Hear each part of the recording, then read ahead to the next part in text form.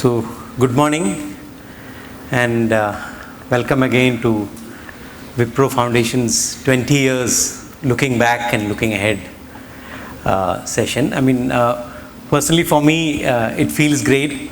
I'm myself coming back after around 7 years. I left in 2015 and since then, quite a lot of phases, as I can see, are new. So in that sense, it feels great to come back to Wipro Partners Forum. That time we used to call it the Wipro Partners Forum, right? We still call it the Wipro Partners Forum, yeah. So we are not doing a formal kind of introduction where I will introduce the panelists. We'll have a round of self-introduction. So we have here Suhel, Chitra, and Shabnam, who are part of this panel. This is the first panel discussion that we have, and what we primarily plan to do here is to look back at the 10 or 20 years of association that they've had with Wipro Foundation. So just to get a sense of the organizations who are out here, how many of you might be associated with Wipro Foundation for more than 10 years? Can you raise your hands if you've been associated with Wipro Foundation for more than 10 years? Okay. More than 5 years with Wipro Foundation? Okay. So I think the majority of you have come into this network in the last 5 years or so. That's what we understand. So what we thought we could do in this 1 hour session that we have is to actually look back. I mean, true to the title of the event, to kind of look back to look ahead in terms of how the experiences of people who have been working in education for 10 years, 20 years, 30 years been, and what is it that we could learn from that. We'll try to keep our part to 30 minutes. We'll try to keep the rest of the 30 minutes for questions and other things. Let's see how it goes. Some of these things emerge organically, right? So, yeah. We can have a round of self-introduction first and start with Suhel. See how this works. You know how to switch it on? Is it on? I think it's on. Can you hear? Yeah, you can hear? Okay, great. Thanks, Sreekanth. It's wonderful to be here and with all of you, meeting old friends and of course many new.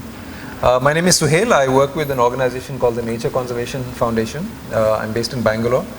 And NCF, as we call it, not to be confused with the National Curriculum Framework, but NCF is largely a research and conservation organization. So we do research on ecology and biodiversity across the country and follow that research with conservation action and implementation on the ground. And given that background, education isn't sort of the main focus of the institution. But about 12 years ago, with the support from the Wipro Foundation, we started a dedicated education and public engagement program. And so over the last 10-12 years, we've been working towards that and building that. My colleagues here, Vena, Geeta and Sai, I think should be here somewhere. I can't see them though.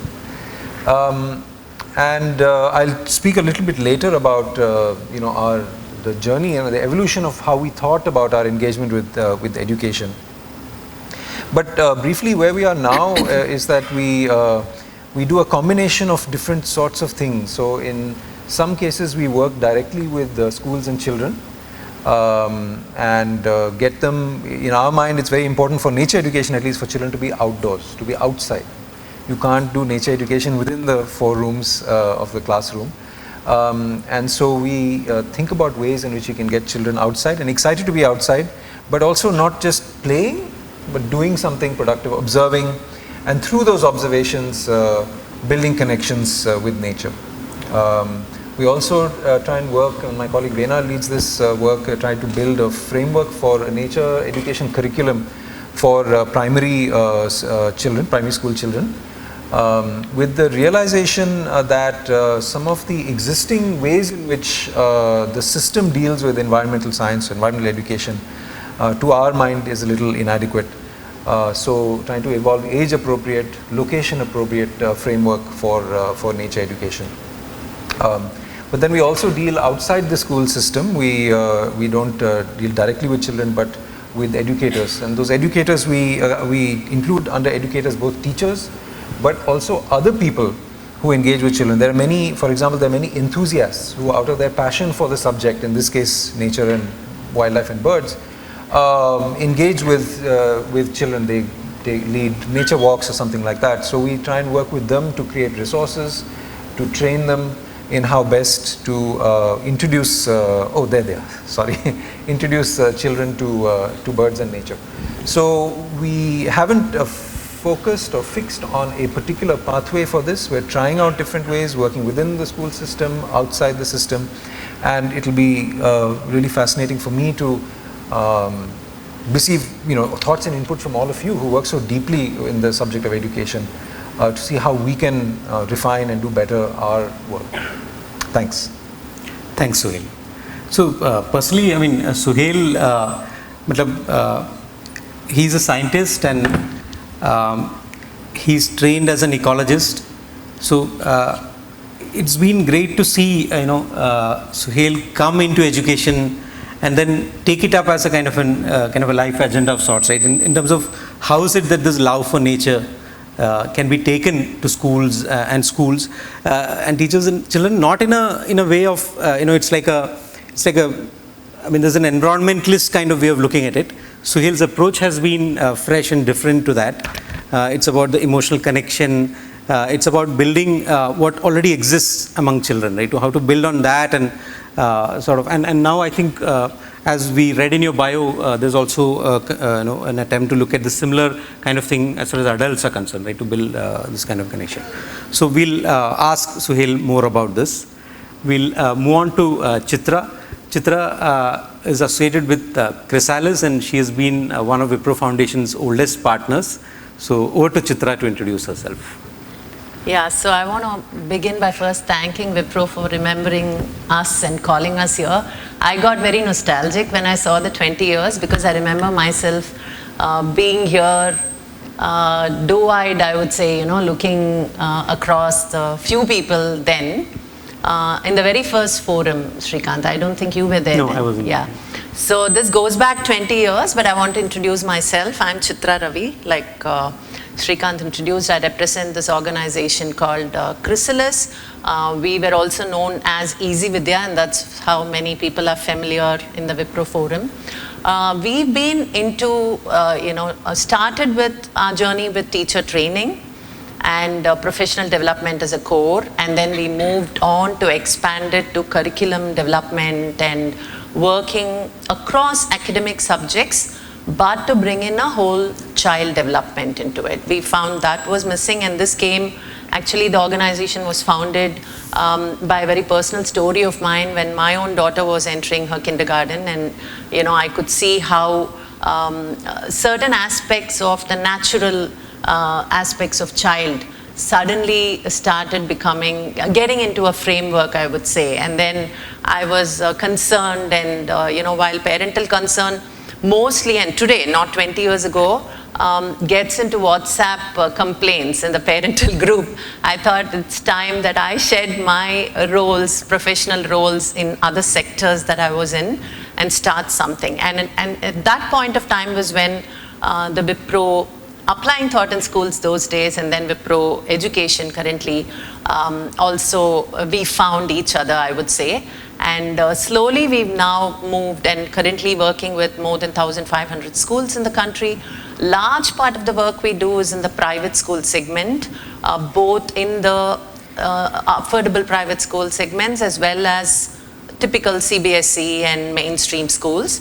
But we also work with the public schooling system. Currently, as I speak now, we are working with the Greater Chennai Corporation schools, about 280 schools.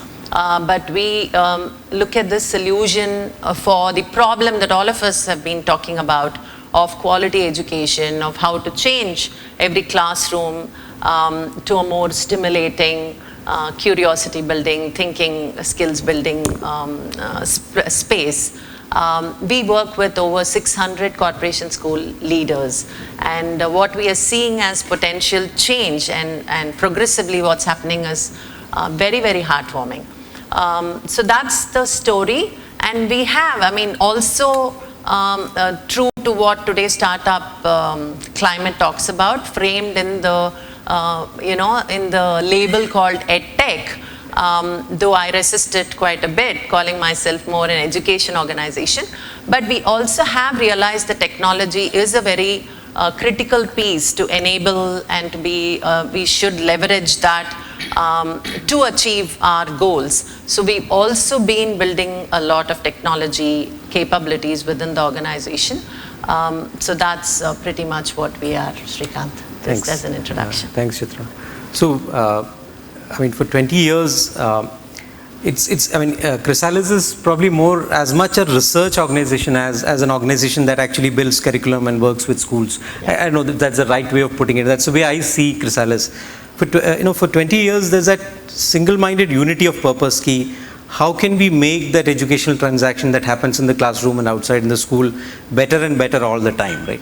I think that's been the kind of core focus of Chitra and the team, and to do that and to sustain for 20 years is a great achievement. So that we move on to Shabnam. I just wanted an audience poll again. I mean, how many of you have heard about the Kabir project? Okay, wow. So I think then Shabnam doesn't need any introduction. I'll straight away, hand it over to her too. Okay. Hello. Can you hear me?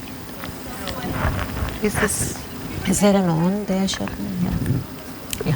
Hello. Sure. Hello? Yeah. She will do it. Hello. Hello. Yeah. Yes. आप सबको नमस्कार. Hello. Old friends from Madhya Pradesh are here. The team from the Kabir project, Prashant and Neha, are here as well.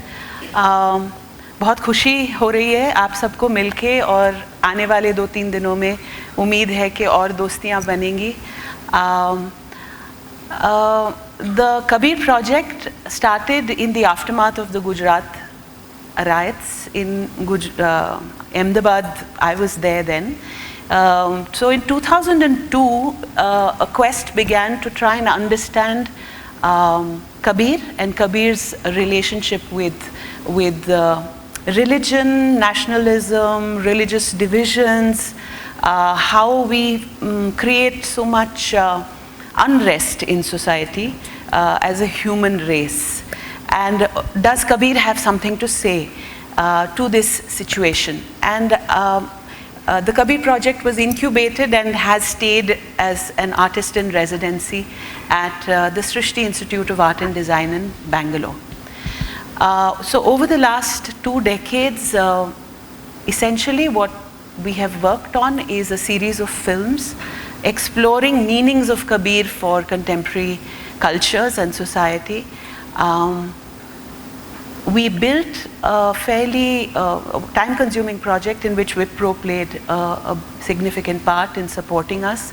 We built an archive called Ajab Sheher, जो कि एक YouTube channel भी है, आप में से कुछ लोगों ने देखे होंगे, which is a vast knowledge space of the oral traditions of not just Kabir, because these journeys began to spiral into an encounter with a vast Tana-Bana network of mystic, Sufi, Bhakti, Baul voices in this region. And mostly our work has been in Madhya Pradesh, Rajasthan, Gujarat, and a little bit forays into Bengal and Pakistan.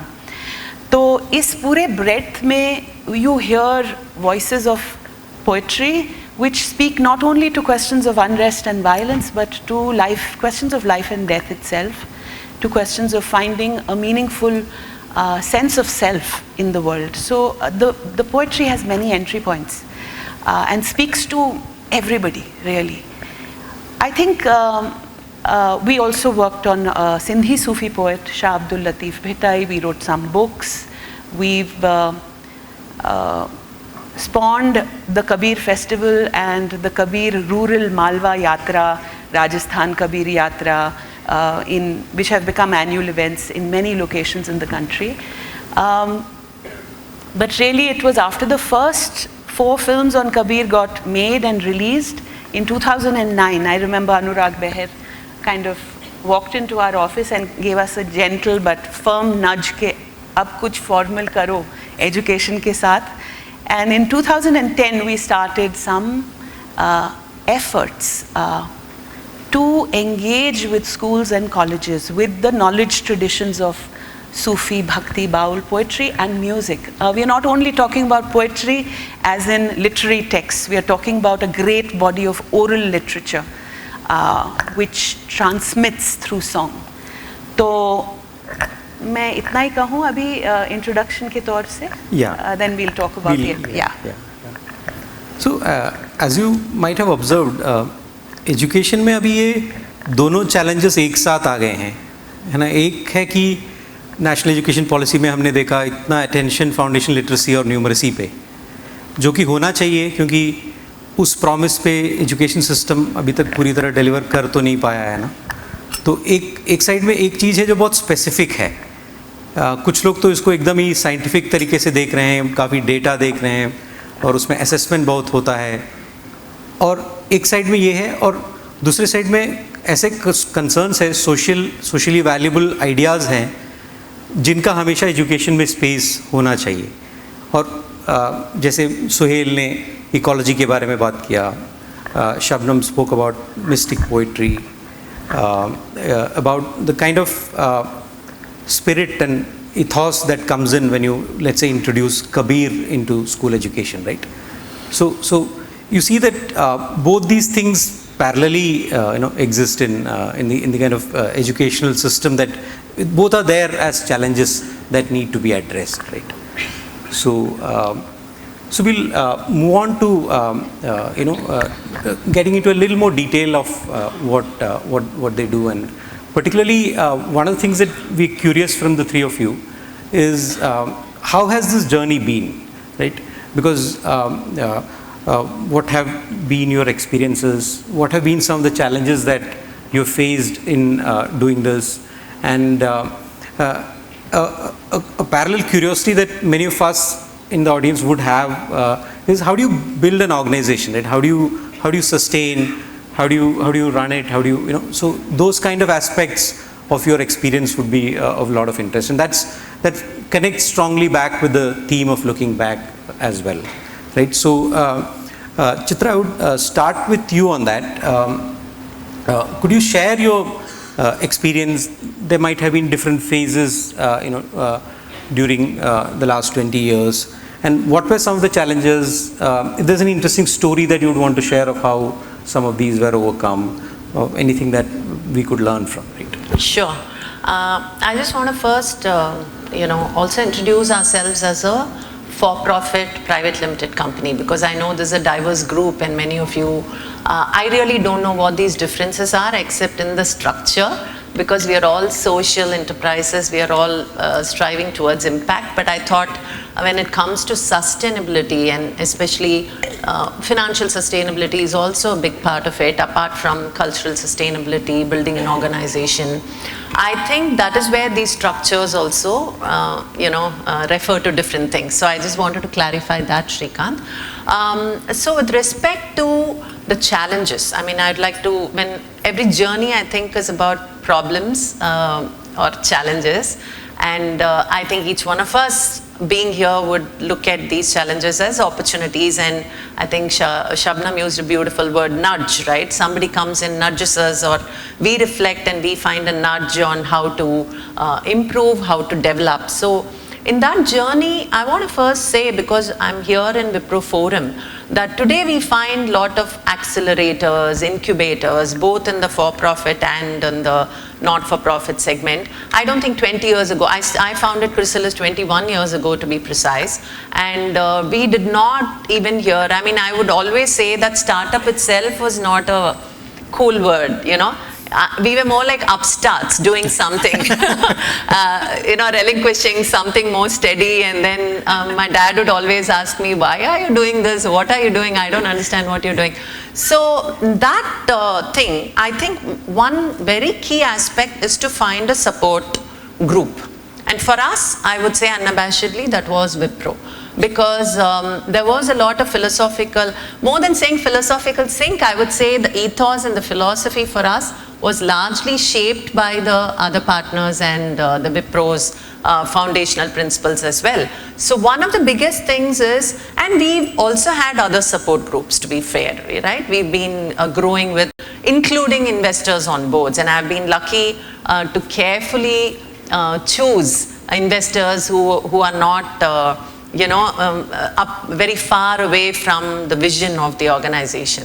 So I think that's a very key thing on how do we find support groups who can kind of nudge us gently, because sometimes, I mean, I can start by saying for many years I held the belief that quality and scale, and again scale can be defined in different ways, are antithetical to each other. And I found that to be a big myth, right? We can, because I feel when there is a proof of concept, any founder, any leader, I think there is a deep urge to scale in some way, because we don't want to remain with a beautiful proof of concept in small spaces. So I think those have been, I would say, the challenges as well. So when you want to go to the next step, you have to shed some comfort that you have, and then you have to move on. So, and that gives you newer problems and challenges that you've never thought of, and then you need that support group to tell you, like, to take you to the next level. But the biggest, I mean, being in education, and many of us are united here by this term, education, it can mean different things to different people. I feel, and we are in school education, we are working directly with schools. None of these, and we are committed to that, because we do think that formal and sometimes informal schooling societies make a big difference to the stakeholders. And in that, we started off with the child first as our philosophy, and till today we claim to be child first. But one of the biggest challenges that we encountered was, we felt and we realized, and sometimes I'm wondering whether I was so naive not even to realize this, that it is only in education, and somebody can correct me here, that the consumer has no say in what he is consuming, right? And that to me was like I said, it's sometimes wonder how naive. I know, how did I not even think of that? Because we were talking about the child, and then the parent will come and ask us something totally different. And the principal's objectives or the school leader's objectives will be so different. The teacher, she has her own challenges. And then we suddenly realize, though, and I don't like the word beneficiary, I would say the primary consumer or the primary purpose and objective of why we exist is the child, we cannot disregard the other stakeholders. Or rather, I would not even say disregard, we have to think of all the stakeholders, including the community, when we build certain offerings. And so that was, I think, one of the biggest challenges and transition, when we had to shed some of our beliefs, some of our deep-rooted work that we had done. We had to shed it and say, no, I think we now have to think of other stakeholders while not compromising on the student itself. So I think that was one of the biggest thing. I think financial sustainability has always and is always bound to be a problem. I think even world's richest organizations have debts in there. And they sometimes proudly call out the debt. So I don't want to get deep into it, but I want to also say here that for any organization, having that as one pillar, while I would say we have like many pillars, one is the impact, not moving away from the impact, and scale as another pillar, because we think that a good work needs to reach more and more consumers and people. The third, I would say, is financial sustainability. That's a very, very important pillar. And there also we've had to change a lot of things in the way we do things, because we realize that, that needs to be at the core of any economic organization, any organization that revolves around economics. So that also has been a way in which we have purposefully steered the organization and over periods of time. When it comes to the operational challenges, I'm glad maybe I didn't define Chrysalis or Easy Vidya as Sreekanth did. Primarily, we are a research-oriented organization, and I say there are 3 parts to what and how we do it. One is research. Never ever, and I keep saying this whenever I get an opportunity to speak to newer startups or organizations, especially in education, say that research should be a key part of what you do, and that is also a way I think we have sustained for so many years. Though we may not find enough means to do it. We always tend to think, no, I have to cut corners, and the corners are always these deep-rooted research aspects we cut. I think that has been one of, within quotes, very intelligent choice that we have made, that research is a very, very integral part. I go back to, one of the key action research that we did with Wipro's support way back in 2010 or 11, and that has also become a part. So there is a secondary research and there is a whole lot of primary research. Working with over 1,500 schools obviously gives you insights and adds, strengthens the research that we do, right? So that I think is a very, very key part. The second part that I say, so it's research and then it is innovation. I think we are in a crazy world, right? I mean, everything is changing. And I don't think we have to really take the pandemic as an example of, something that fosters change or that makes you wake up and change. I'm saying pandemic was one big blow, but there is, some kind of a everyday pandemic that we don't see. And I think having an eye on that and ensuring that this gets into your innovation as a key aspect of any organization has to be a part of it. So it can be newer ways of solving a problem. I'm talking about innovation as even, as a problem solving mechanism. So how do you look at it? Innovation is also about a lot of foresight. So, how can you visualize the world, after some time? Visualize the ecosystem you are in. Parents today are so different from me as a parent. Forget, my parents have parents. So how do you envisage such situations and how do you innovate? I think that's been a key thing. One, I would like to say there is, we had actually, the focus on the parents was abysmal.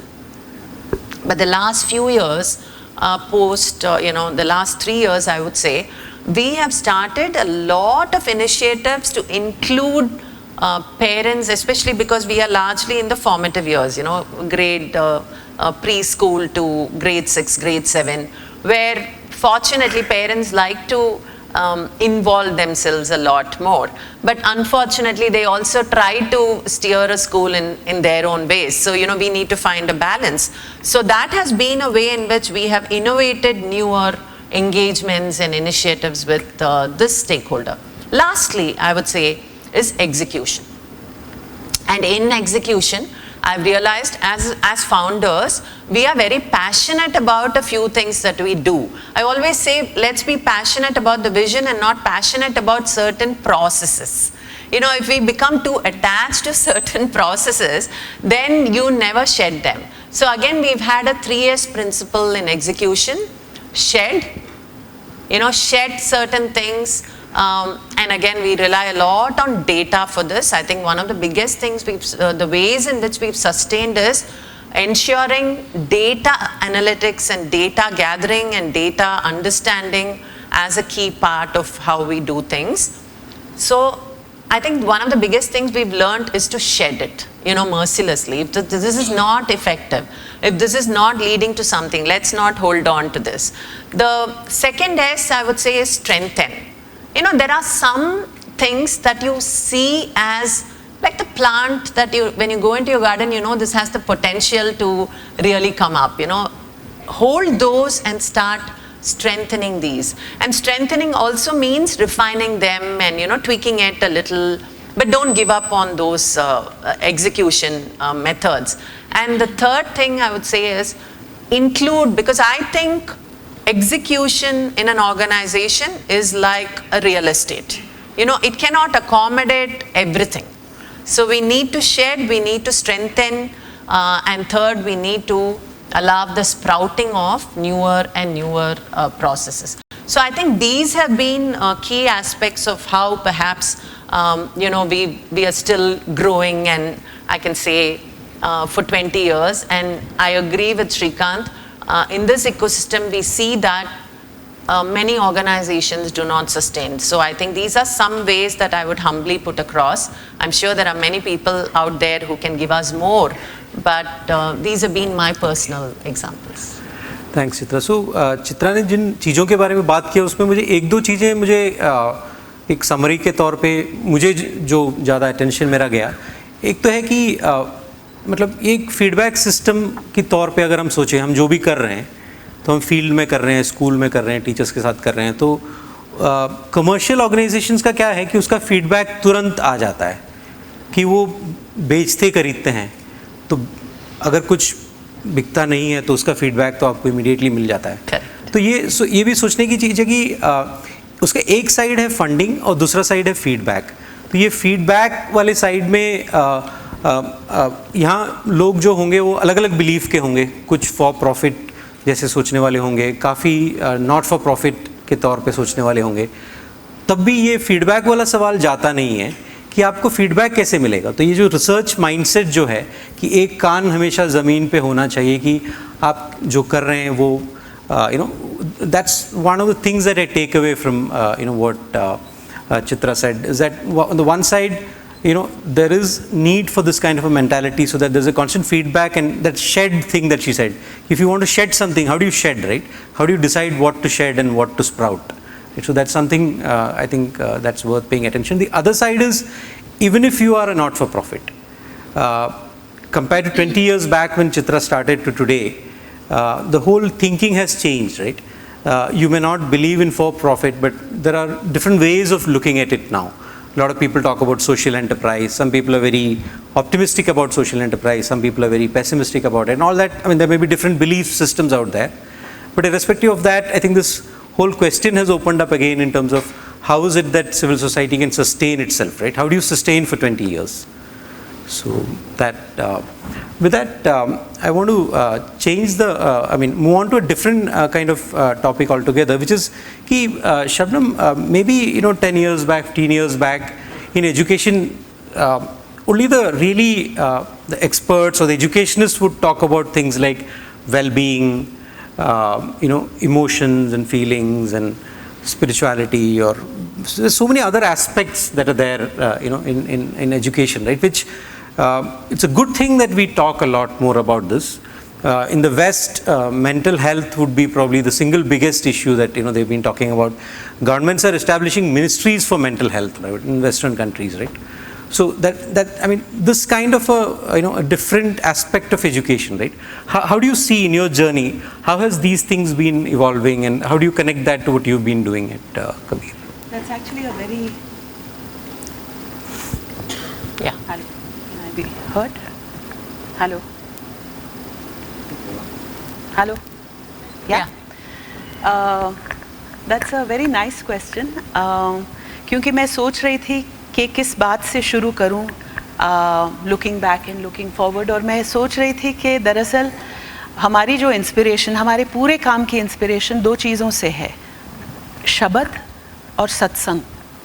And जो श्रीकांत ने अभी बात की वो दरअसल मुझे बहुत interesting लगती है कि जो सत्संग की परंपरा है, the power of the orality of this tradition, जो गांव-गांव में रात को भजन मंडलियां मिल के बैठ के गाती हैं रात भर, कबीर, मीरा, सूफ़ी, भक्ति, भजन इत्यादि, तो उनमें एक साथ दो इम्पल्स होते हैं।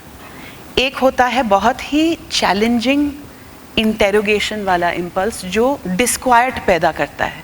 You are challenging, you are questioning structures of authority in society, you are questioning the ego in the self, you are interrogating both the outer and the inner in its best practice. That's what this poetry does. And simultaneously, seemingly paradoxically, it provides solace. And that is where I think what Sreekanth is mentioning, that the satsang parampara, the satsang tradition is a space of growth, transformation. Well-being is such a pitta word, I don't want to use it, but solace, nurturance, growth. It's a space which holds you and challenges you at the same time. And I'm talking about this poetry. And I'm talking about when this poetry comes to you, you know, riding the waves of a song, then what its transformative power is. Not the 10 dohe in the Hindi school textbook jiska aapko, you know, arth likh ke aapke 10 number lene the. Not that. I'm talking about bringing the khushbu and the takat of the satsang parampara to brush shoulders with our formal education system. And in a sense, I think in 2010 we started in not a very programmatically center stage effort to work in the area of education. We did many things. We supported folk singers like Kaluramji, Narayanji to take singing to government schools in Malwa. We worked with artists and educators to do, like Vishakha, to do special, focused, very, very non-scalable ideas, actually. Very beautiful in the beauty of that one-to-one engagement with a school. But hey, what do you do with this now? Where do you go with this? So you make a resource of it and put it up on the archive and hope that kahin koi dekh ke kuch karega iske saath. We did workshops called Learning with Kabir with teachers with Wipro's support, where we met with a lot of educators and tried to inspire them to do something. But really what is exciting us as a team and why we are here today, a decade plus after our, I would say, sporadic efforts at engaging with the education sector, is because we are right now poised at a very exciting moment where we want to, and we have begun incubating something bigger, which we hope will be a little more scalable than our other ideas. But वो जो एक तलब थी और एक feeling कि नहीं स्कूलों और कॉलेजेस के साथ कुछ करते रहना है, मेरे ख्याल से 10 साल निरंतर कुछ ना कुछ तो करते रहे, which has built an understanding. And I think where we are poised now is to do something that we call Shabad Shala, which takes folk singers and mandlis into school classrooms in the regions of Madhya Pradesh, Rajasthan and Gujarat, where we have built friendships and networks with folk singer mandlis over these 2 decades. With Ajab Sheher as a vast, ready reference knowledge space to support what happens in the classroom when this encounter happens between children and folk singers. So, in a sense, returning to the power of song or orality for this tradition as the best possible pedagogy. So, it's an interesting moment for us. I think the work of the Kabir project has gained stability and continuity essentially through being housed at Srishti. I think Srishti's institutional support has given us that stability to do this long-term work. But going forward, all these questions that we are talking about become interesting questions for us. How do you scale something? How do you make it sustainable, viable? And I'm looking forward to getting some ideas from all of you. And I'll just say a little bit about Shabad Shala's implications for the times we are in. The power of Shabad and why it inspires us is that it mobilizes the head, the heart and the body at the same time. It is not beholden to the Cartesian paradigm where it's only the head that is engaged. तो जब भजन बच्चे गाते हैं, not only सुनते हैं पर खुद गाते हैं, सीखते हैं, तो the words are उनकी विवेक के साथ एक जुगलबंदी होती है. उनके दिलों के साथ होती है क्योंकि these tunes are so hauntingly beautiful and move you in ways that you yourself don't understand. And the body, because you are using the body. So it's a very holistic pedagogy, which I think leads to wellness. Because when we are fragmented, we feel broken. And this is a kind of a wisdom that comes in a holistic, unitary way in a song. So the song becomes the centerpiece for the vision for what we are doing now. I won't go into the details because we have a breakout group where people who are interested can join us for more of the details. But mota mota ye tha, ye baat thi. So interestingly, the way Shabnam shared that, right? If you look at it from like something like hard science and the kind of thing that brain research, काफ़ी education में है तो हम इसके बारे में काफ़ी पढ़ रहे हैं, तो where it has reached also is this idea of embodied knowledge, right? The fact that knowledge is not consumed only through the head, through words, by reading or by the fact that real knowledge is embodied knowledge, and that is there in the tradition, and that has been there, and if science is in a way bringing up this in a different manner, right, arguing for the same thing in a different manner, and that's a great resonance. I think it's interesting to see that things converging on this kind of an understanding. Shabnam, you want to say something about that? Yeah, I just wanted to add that I think the other significant reason why we are very excited by Shabad is that we also feel it challenges ideas of where knowledge is found. It questions this idea of the written, the classical, the Brahminical, as being the book being the space of knowledge. Because you see what is happening in Shabad is essentially Dalit and Muslim singers of these traditions, predominantly that's who they are entering school classrooms as gurus. And the Shabad Parampara and its repository of knowledge is being made available through orality to children. And I think that creates its own interesting dynamics. Yeah. I just wanted to mention that point as well. Very interesting. So, this is request Suhel to talk about a few things, and then we'll open up for questions. So we are slightly behind on time, but we'll make up for that. So Suhel, in part there are similarities to what Shabnam said and what you said, right? And maybe you could draw on some of those similarities and also talk a little bit about the programmatic aspect, specifically about take either Season Watch or NCF's work and say what is it that you do and how a program, right? See, a program or an institution organization is a hard thing. An idea is a loose, fuzzy thing, right? How can this kind of an idea, right? It can also find an institutional programmatic presence, right? How did that happen in the case of any of the work that you did? I don't want to put you on the spot with that, but yeah, you can. It's an examination. It's an examination. I won't go exactly along your lines, Sreekanth. Partly because just listening to Chitra and Shabnam, my thoughts are all scattered now in talking about our own work, because there's so much depth and wisdom over there, and parallels as well. I'll draw some of those parallels maybe, but to begin with, to say that the work that we did in education started 2010 with the Wipro Foundation, and really that was solidly in science education. So Wipro wanted to do something with science education, and here some researchers here, and we said, okay, let's figure something out. And we had an approach that was maybe a bit different from what science education typically is in schools, which is let's see if children can be researchers. Can children, through observation, find out new things about the world?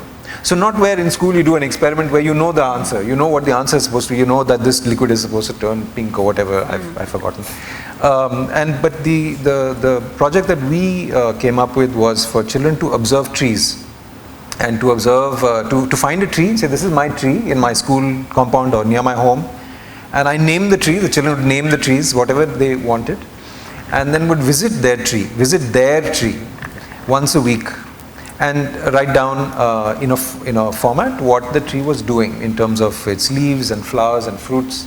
And the purpose behind it, the knowledge that we wanted to find out with our little workforce of little researchers was to understand the seasonality of these trees. When do the flowers come out, when do fruits come out, when do leaves come out of different types of trees, and to track that not only over a single year but over many years.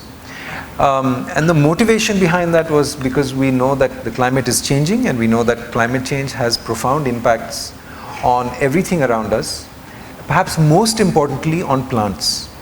I don't know if you've ever thought about it, but plants drive the world. Without plants, we would all die. Everything that we use and consume depends on plants, including, by the way, the fuel that we burn. They're all old, ancient plants. And because plants are the only things that can produce something out of nothing. Basically, that's what they're doing. They're sunlight and carbon dioxide, mixing the two with some water, and you have suddenly some living matter, and all of us live on that. So whatever happens to plants with climate change has impacts on everything else, the ecosystems, but also ourselves. And very little is known from India or any tropical country about how these things are changing. So the children were meant to be involved in generating new knowledge. And that was always thought to be, Sreekanth, a program. This is not some, because we're talking about climate change, not something that you can do in 3 years, draw a line under it and be done. It's always been something in our minds that has to continue for decades, if not centuries, if one is allowed to think in those terms. There's this American program which I want you to mention about, which has been running for 100 years, the New York bird. Yeah, they have. Can you just, well, there's well, I won't mention that. I'll mention the cherry trees in Japan. Cherry trees are grown around shrines, Buddhist and Shinto shrines, I think, in Japan. And the cherry blossoms in Japan are a major cultural event when the cherries start blossoming. And many of these shrines have been keeping written records of the date at which their cherry trees have started flowering in the spring. And those records, Geeta, they are how old? 1,200 years old. So there is a written record of the date of flowering of cherry trees in Japan going back 1,200 years into the past, a formal written record. Wow. And it is very clear, the signature of climate change, that up until the industrial age, there's some fluctuation in the flowering time in spring. And from the mid-1800s or the late 1800s, boom, it just changes. It keeps advancing and advancing and advancing earlier and earlier in the year because of the average change in temperature. So I don't know whether season watch, which Geeta over there leads, whether season watch will continue for 1,200 years, fingers crossed.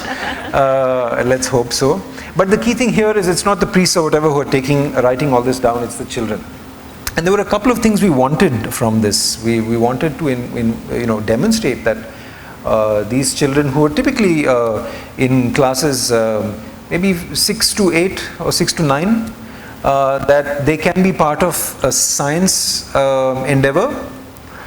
But there was a second kind of motive there, which was to get children outdoors and to get them interacting with nature, get them to observe that we don't ask them only to observe the trees, but also what's on the trees, what birds or squirrels or whatever are on those trees. And we wanted to think of those trees as their friends.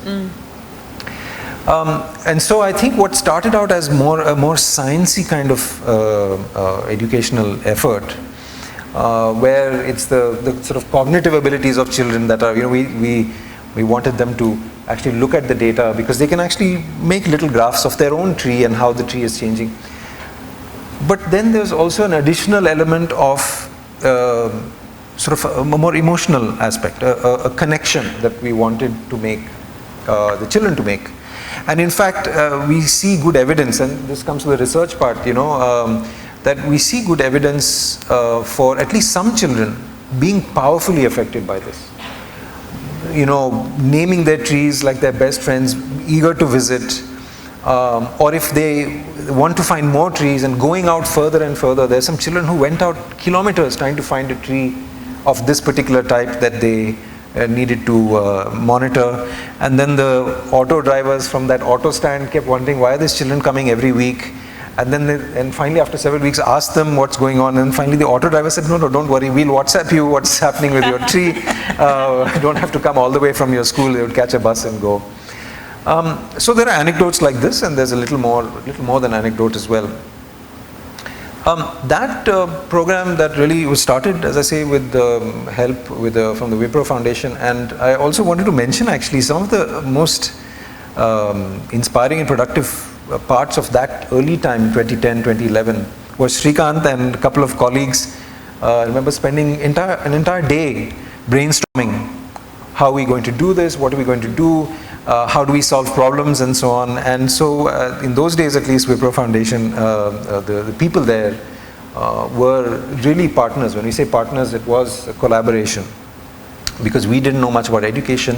They were bringing that expertise and so on. And of course, there have been other partners. In Kerala, we work with Mathrubhumi, the newspaper, and Sreekanth was part of those early discussions. We traveled to Kerala, met Mathrubhumi, and they have an environmental education program, and we were able to be part of that. But I think along the way we realized that the more sciencey part can go, a certain direction, but not far enough. Most of the environmental science curriculum, as you know, is very much based on knowledge and the imbibing of knowledge, which is fine, but it's not very inspiring, really. Certainly not for young children. I know this, having 2 young children of my own.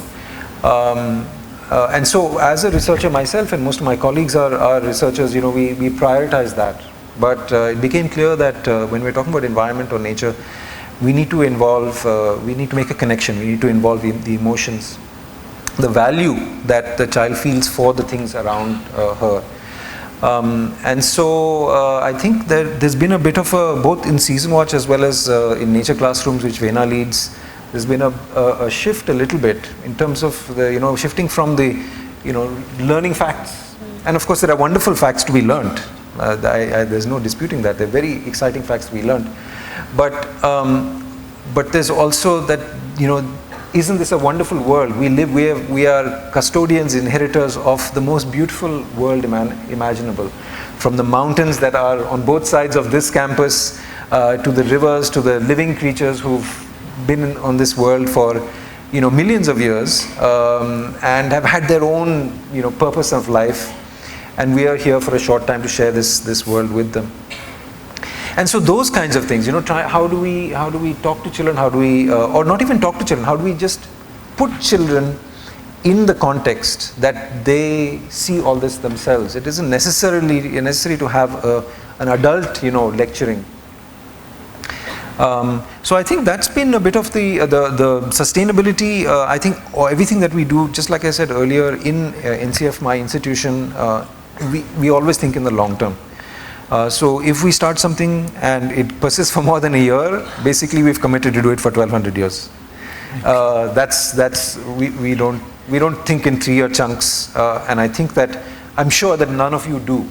We need to package our work in 1 or 2 or 3-year chunks, because that's unfortunately how the funding cycle works. But we don't feel that, okay, at the end of these 3 years we pack up our bags and go and do something completely different, right? All the work that we do is really, we're thinking in the long term, or we must be thinking in the long term. So any change, societal change, can happen in that way only. So the financial sustainability is, or the 1 or 2 or 3-year packaging, is merely to try and get to the next 3-year cycle and the next 3-year cycle, but we always keep thinking in those terms. I don't know if that was kind of what you were thinking. Thanks, Suhel. Apart from the 1200-year agenda that Suhel mentioned, I would like to amplify one of the points that he mentioned, which is look at how collaborations can happen, right? There's a science organization, there's an educational organization, there's a company like Wipro, there's a media newspaper organization like Mathrubhumi newspaper. So, different people may be good at different things, and sometimes coming together and forming these ecosystems might be a way of sustaining for 1200 years. I'm sure the Japanese did that as well, right? I mean, otherwise they wouldn't have sustained for so long. So we now open up. We are, as it always happens, time went for a toss in this whole, story. But then I think maybe we need to relook at the way we look at time. I don't know, is that allowed?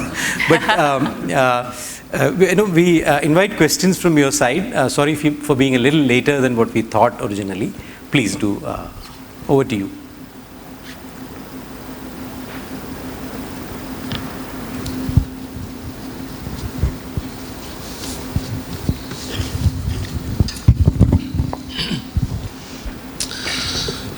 Hi, thank you everyone. My name is Rahul and I represent Swatantra Talim from Lucknow.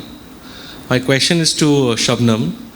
The question is, I've been reading a lot about Kabir project and a lot of things. But how do you see in today's world of polarity and lack of secularism, how does this project go through in very tough and challenging times where there is so much of, like I come from UP and I run 2 learning centers, one in Muslim dominated, one in Dalit dominated, and I find a lot of these challenges.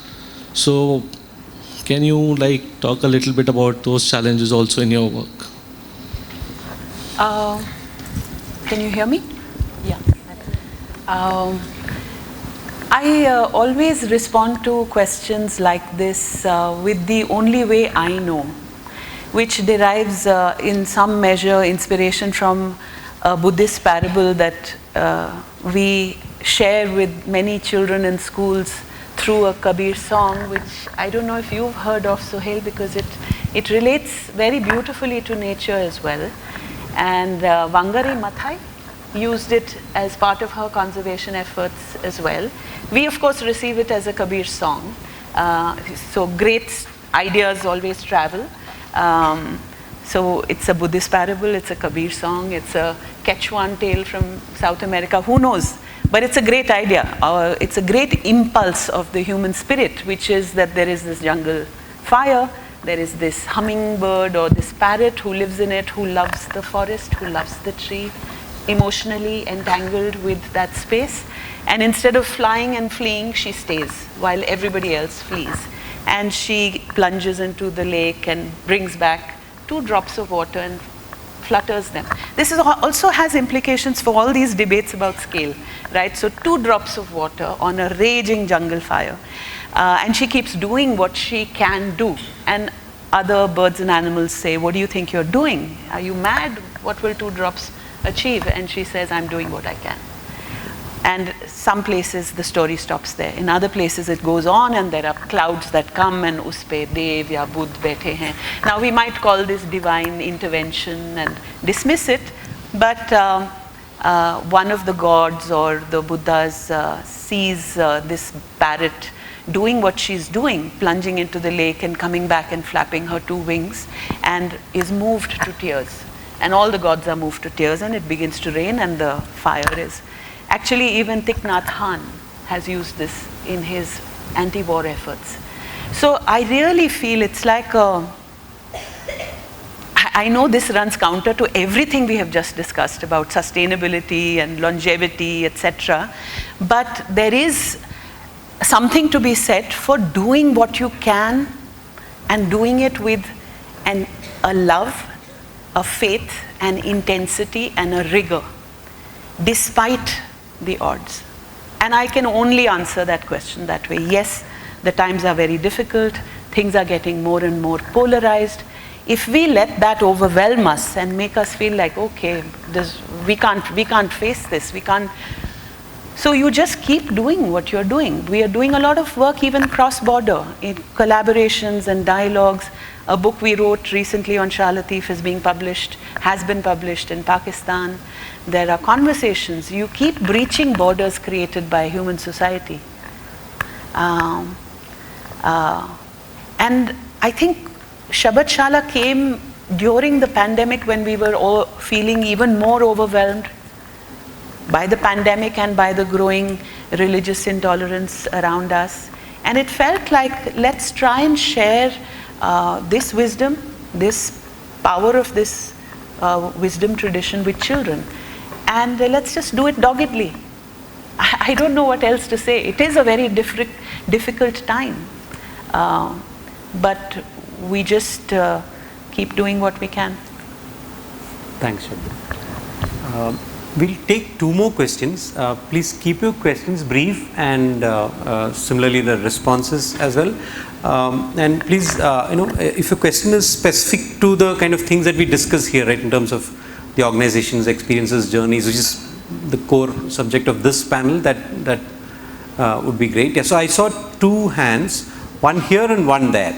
So I think there's one lady here. One here. Okay, so we'll take these three questions. What we'll do is we'll listen to the three questions together and then we'll respond. Yeah, you can. Yeah. No, there's one there. Where's the? Okay, yeah, you can start. You have, yeah.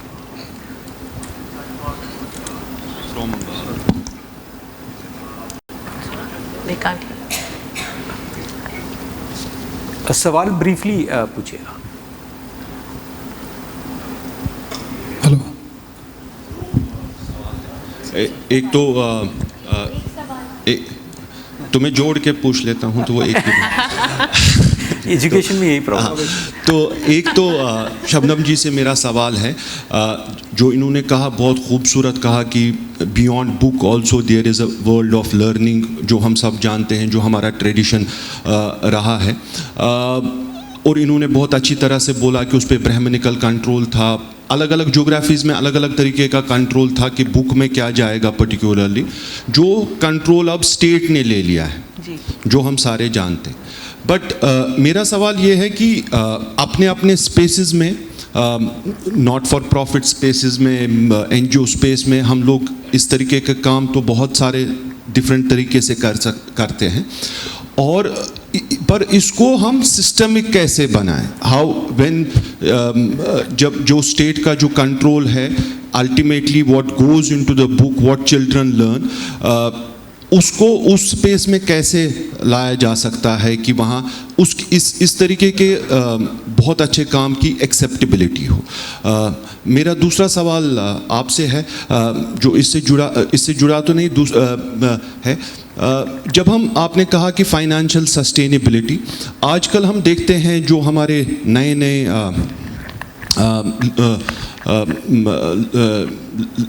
आ रहे हैं लोग sector में, तो ज़्यादातर focus हम देखते हैं business model पे, जबकि ग्राउंड पे कुछ नहीं होता.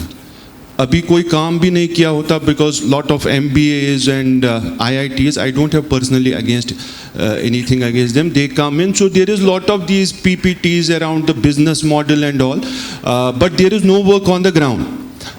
So how important is actually first creating something, a model, and then talking about business model, and that's my question. So we'll, meanwhile you can continue with the other two questions, and please ask your question briefly. We'll take all three and then we'll respond. Yeah. So the mic is coming. Yeah. No, we can't.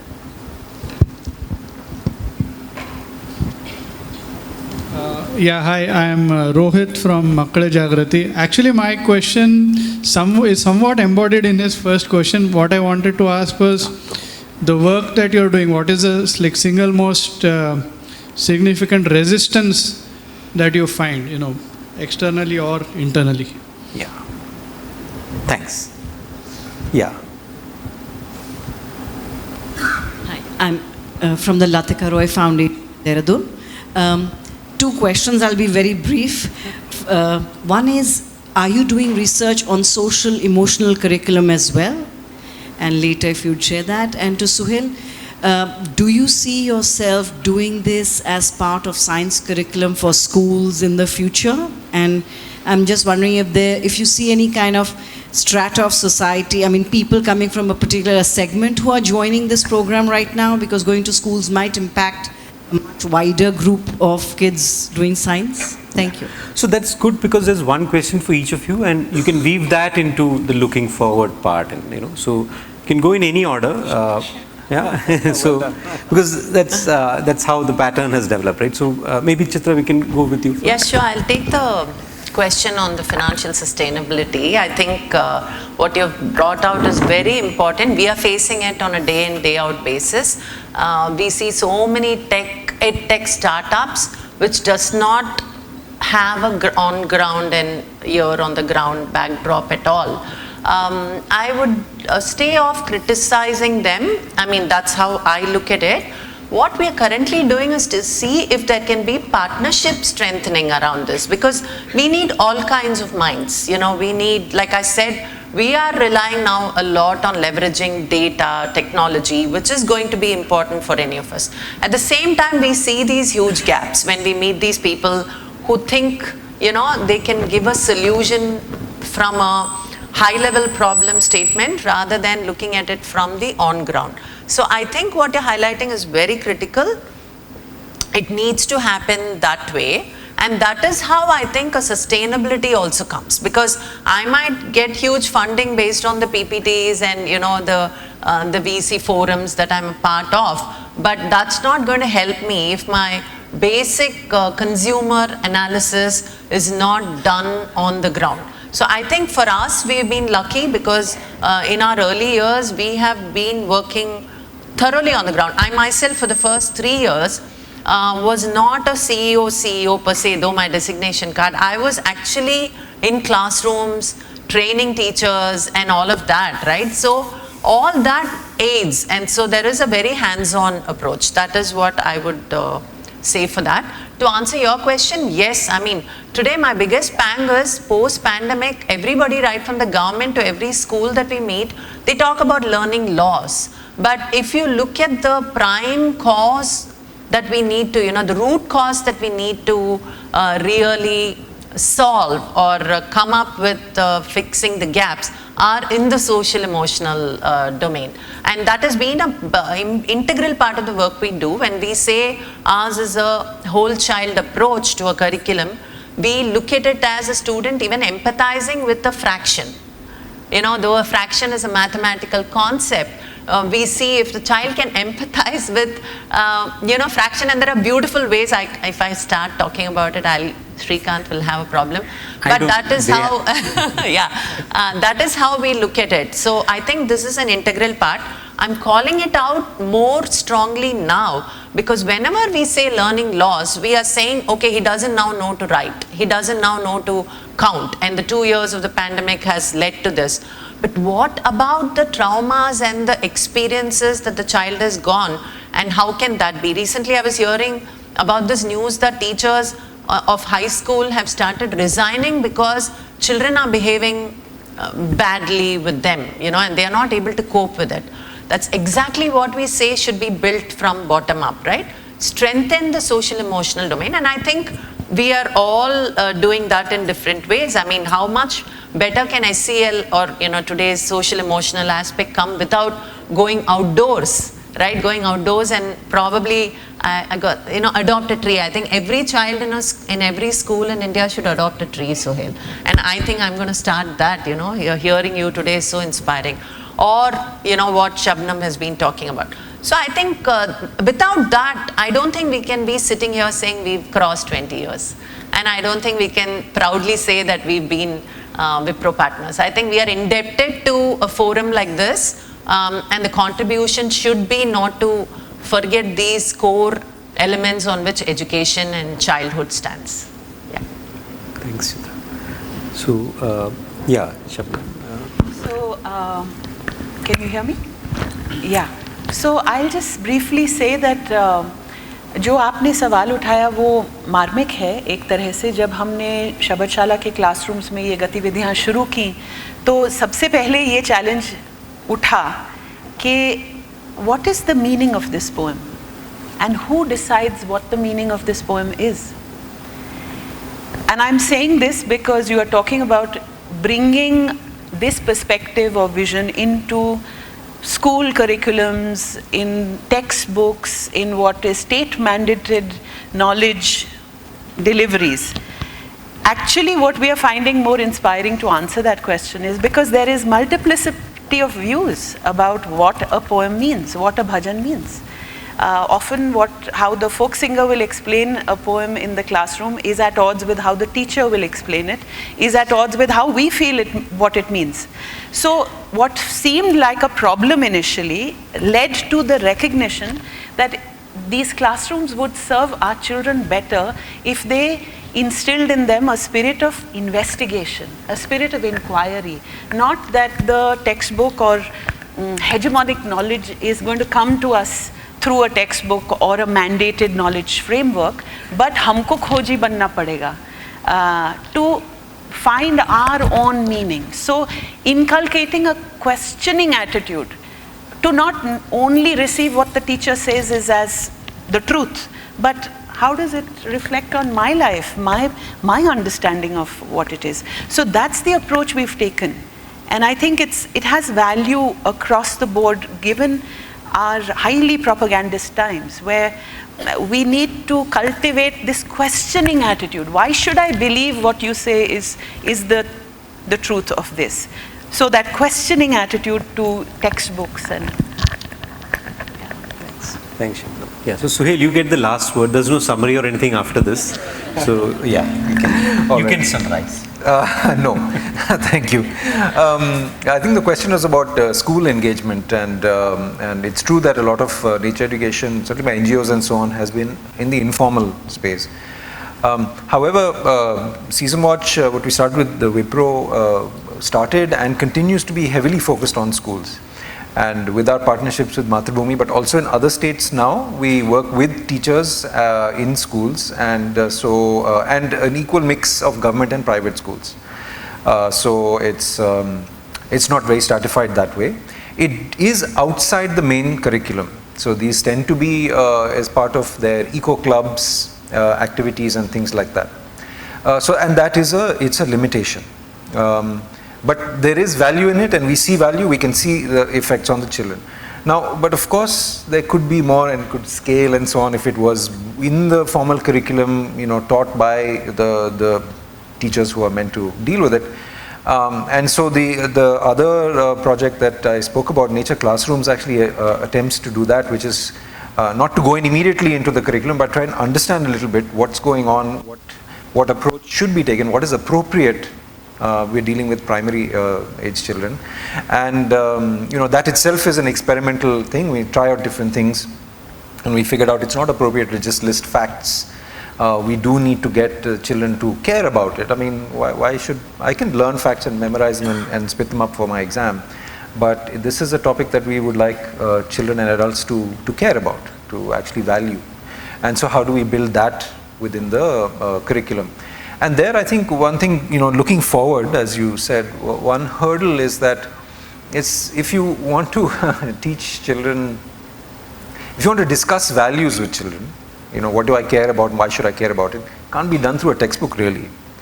The teacher can be a very important facilitator, but then the teacher has to share those values, or the teacher has to be able to embody those values. And the teacher can't just say, here's what's in the textbook, do what I say, not do what I do. Now, that doesn't work. And so we need then the focus actually for the future maybe should really be a lot more on the teachers themselves. In our experience, the most powerful example a child can see is the excitement of an adult. This morning we saw a beehive. Look at that beehive, and it's covered with bees. These are all the daughters of the queen bee, which you can't see inside. So there's a queen bee, and all her daughters are protecting her and her nest. And this is what the daughter, and the excitement, or there's a fig tree growing on another tree, eventually it's going to strangle it because it needs its light and resources and nutrients and so on. It can't be done in a dry kind of way. So like with many aspects of education, the teacher is so crucial, and the focus might need to shift to the teacher. So that's one thing maybe for the future. The other thing I wanted to mention is that I've spoken about the knowledge, the cognition, and the emotional connection. But in the environment generally, and we think about climate change and so on, those are not sufficient. And I think there's a third pillar on which this has to rest, which is empathy. And I don't mean empathy for the environment, for the creatures, but empathy for other people. Because typically the consequences of some major thing like climate change are going to be that we'll be fine and our children will be okay, but there are all those other people out there who will suffer consequences. Or you can think of this as the difference between the global north and the global south. And if children don't grow up actually caring about other people and the consequences of their actions, collective actions, not just individual actions, but collective actions on other people, then it's all theoretical, no? It doesn't really matter. And that I'm really curious to understand. And of course, what Shabnam spoke about is exactly about that. It's examining yourself, but also imagining what the world is like for somebody else. And then why should I care for that somebody else? And what are the consequences if I care? What are the consequences for my individual and our collective actions if the subjective state and well-being of other people also matter, not just me and my family and my immediate surroundings? So I think we'll need to weave these things together, the knowledge, the emotion and the values into some whole, cohesive whole, I think, in nature and environment education, which I think I seem to see there's a convergence generally, which is really exciting, and we'd love to explore that further. Yeah. Thanks, Sreekanth. Thanks, Suhel. So I think all of you would agree with me when I say that all three of them literally opened up our minds in different aspects of education in terms of coming right from their experiences, right, in so many different ways, right. So there's no need to summarize that. It's not possible, and it should not be attempted. So thanks to all three of you for being so passionate about what you do. I think that's the core of it, right. So a big round of applause for the panelists.